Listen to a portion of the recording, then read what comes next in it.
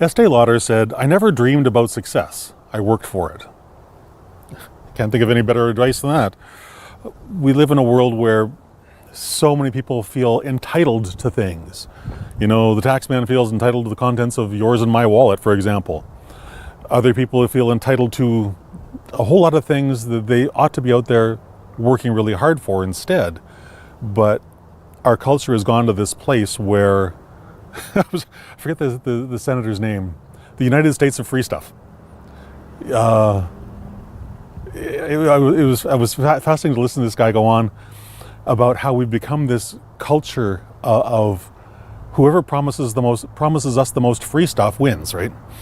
Instead of understanding deep in our souls, deep in our hearts, that if we want to turn our dreams into reality, it's up to us to work really hard to get there.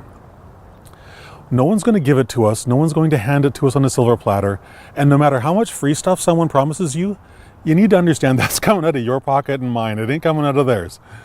So if I could give you one piece of encouragement today, it would be to sort out what your dreams are, build a really solid foundation, a really solid plan for how you plan to get there, and then implement the plan.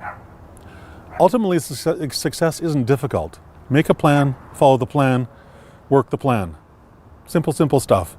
And yet it's one of those areas where so many people in our world today either want to ignore out of laziness, or because they've been deluded into believing that the United States of free stuff is going to hand them whatever it is they want.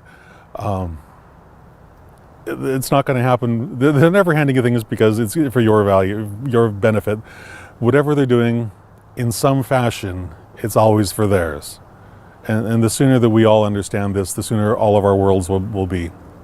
So my challenge to you today is to make that list, to make that like 3-point plan, a 5-point plan, 7-point plan, 3, 5, or 7 steps to take you from where you're standing today to where you have accomplished whatever your dream for your life is.